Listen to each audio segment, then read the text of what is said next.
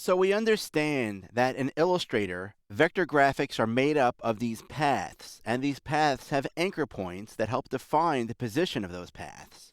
However, it's important to realize that paths themselves do not have any appearance, meaning that while I can see the paths and the anchor points inside of Illustrator, they're there to help me define objects, but they don't actually show when I print out a sheet of paper. So let's take a look at what we have on the screen here for a moment. On the left side, I have this concept called the path.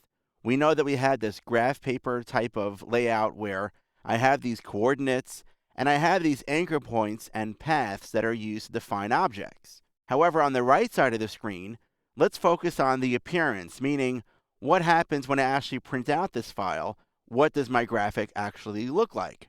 The way that I like to describe it is that the path itself is like the skeleton that defines the actual shape itself.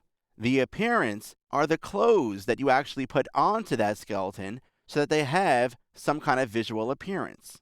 There are three basic types of appearances that you can apply to paths inside of Illustrator.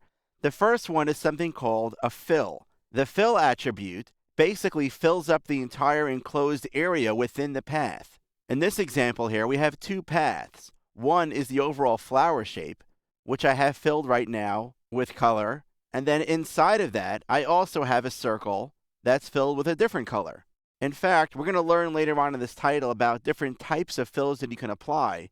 Some fills are completely solid colors, but in this case here, I've actually applied something called a gradient as a fill inside of these objects. And a gradient allows you to define two or more colors and have those colors seamlessly blend into each other.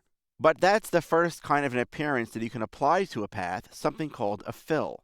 The second type of appearance that you can apply inside of Illustrator is something called a stroke. The stroke is actually applied directly onto the path itself and gives the path some kind of an appearance. In this case, for the flower shape along the outside, there's now a stroke specified using a black color. The circle on the inside of the flower is also using a black stroke, but it's much heavier. As we're going to learn about strokes, you can change their colors, and in addition, you could change their thickness, or what we call the weight of a stroke. It's important to realize that if you do not specify a fill or a stroke for your paths, then you do not get any appearance, meaning nothing prints out on a sheet of paper. It's only when you start to add these attributes, or, like I said, apply clothing onto the skeleton, that you start to get an appearance that does appear on a printout. Finally, the third kind of appearance that you can apply to artwork inside of Illustrator is something called an effect. Effects can be things like soft drop shadows, or other things that modify somewhat the appearance of your artwork. If you take a step back for a moment and take a look at this from a 10,000-foot view, this is really what working in Illustrator is like. Building shapes by creating paths and then modifying the appearance of those paths to get them to look just the way you want them. Because these paths and anchor points are all defined mathematically, and because you have these appearance attributes that you can apply to them, it's very easy to make changes to your artwork at any point in your creative process.